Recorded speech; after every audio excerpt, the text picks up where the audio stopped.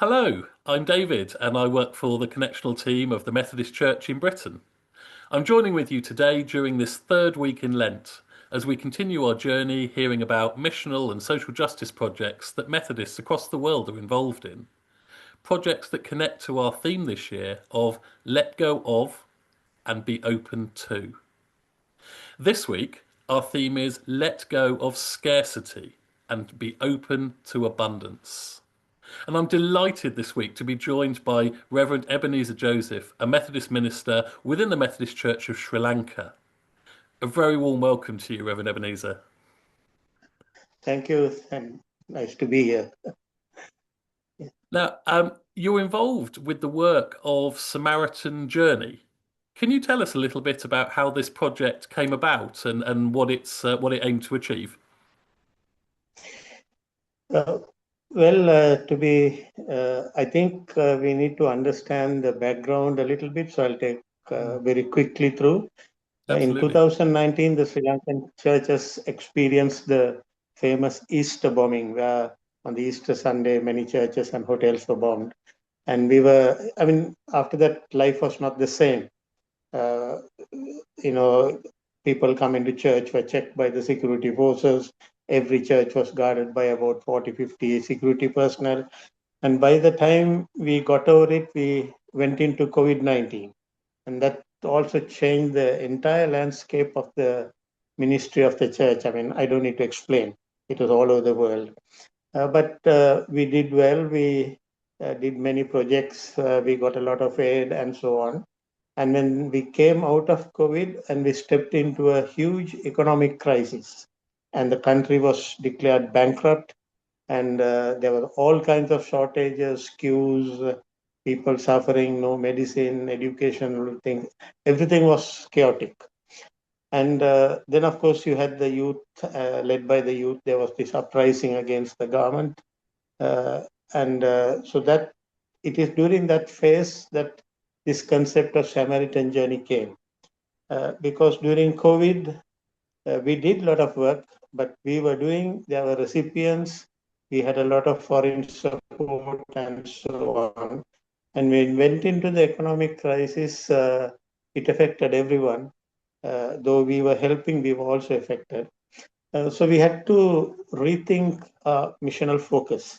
And then the Samaritan story became one of the key elements to give us a new perspective. How do you look at your neighbor? How does the neighbor look at you? What does it mean by sharing? Is it just taking money and doling out, doing relief? Or is there something more in this collective suffering? And it is in that perspective that we sort of derive this Samaritan journey so that we have a relational context with people whom we are dealing with, and also encouraging our own people to share what they have, uh, so that it's not just you take from a third person and give, but you share what you have. Sometimes that might be the meal that you keep for the next day, but yet in that sharing, a new relationship emerges. And also taking responsibility for the people with whom we interact. It's not just giving money, doling out.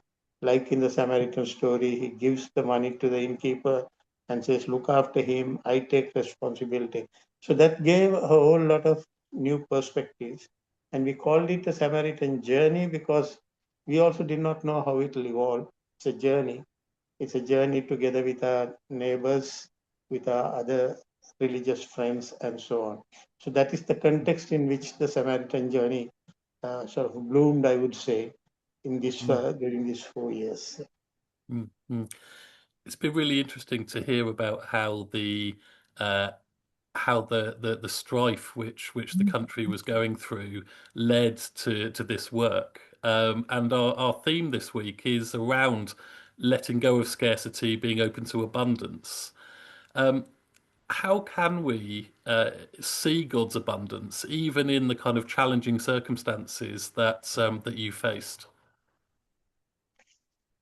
Well, looking back now, I'm not saying that we conceptualized everything at that moment, but looking back now, I think we discovered what I would say is the divine abundance or God's abundance that was within us, which we had still not tapped until the economic crisis hit everyone. And I very sincerely say that one of the huge thing was the spiritual dimension.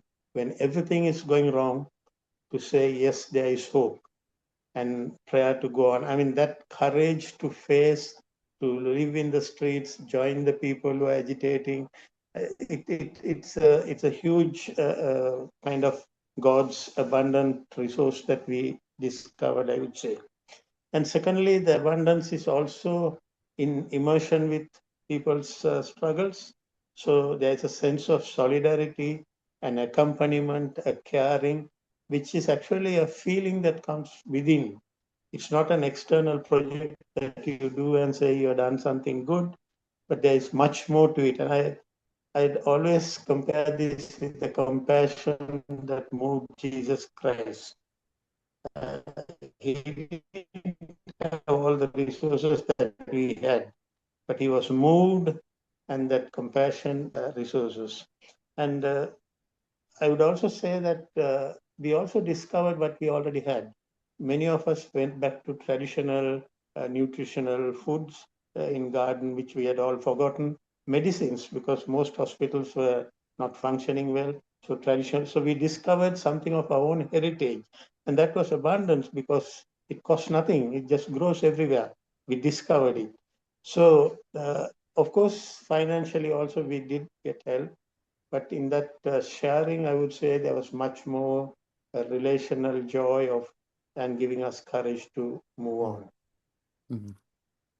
And you certainly have moved and developed this project over a number of years. In looking at information on your website and other places, you've moved to providing prayer, educational assistance, support in pregnancy or for widowed women, advice around cultivation, and practical assistance on things like land use, as well as promoting justice and dialogue with other religions. What does the future now hold for Samaritan Journey? Where would you like to go next? Well, at that time, it was a discovery of the most vulnerable people. That's why we included very specifically the pregnant mothers, because it Mm, was not just one life, it was two lives bound together. Then the children's education, which was disrupted right from the COVID. Again, another 2 years. We have still not come out of it. Our educational years are still a little chaotic. The young people. So it was one way of specifically focusing on the vulnerable people and seeing how we accompany with them. And as I told you, it was also discovering our own uh, resources and the ability to share. But the journey, I would say, as a program, it was in its height during the economic crisis. But once we came out of it, naturally, some of the enthusiasm dies off. But the relational platform that was created, especially with other religions, and the need to be alert on justice issues, corruption. I mean, I think that gave us that momentum goes on. So I would say, not that we succeeded everything, but that concept that came from I would say, from the headquarters of the church has been now transferred to the people. And people, there are many pockets where the same tendencies, the same journey goes on. So there is a more relational uh, platforms that are created. People are still trying to discover their traditional skills and things like that. So it's now in small pockets, and there are also interreligious groups that are trying to see how the local churches, the temples can become a community sustaining place of worship together. So little experiments are going on. So I believe it'll lead to something. The journey is not over, but the way we started is definitely now different. And I won't say we achieved everything well, but it gave a truly new direction, a new way of doing things. mm, mm. So, as we all journey through Lent together, I wonder if there's anything that you would like to say to all of those watching or listening today to our conversation, any words of encouragement or affirmation or blessing or advice based on the experiences that you've had. Well, from a very personal uh, perspective, I believe the greatest gift that we have is the Christian hope. Uh, the cross is a symbol of death and punishment, and we saw a transformation is possible, and the transformation gives us hope. Even though there are death affirming things all around, that very symbols can be transformed into life affirming things. I think spiritually and biblically, we have that great hope that we need to discover, especially at this time of Lent.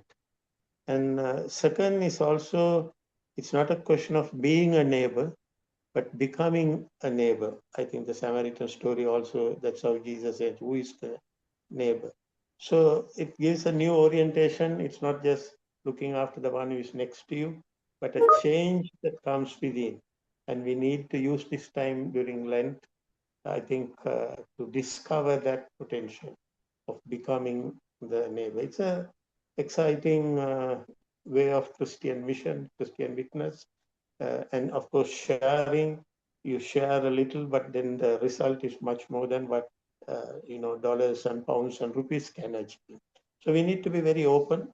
There is a mystery that we can't explain everything, but God works, and where there is hope, His presence is felt, and we become His agents. That's the message I would like to leave with the audience who are listening to this.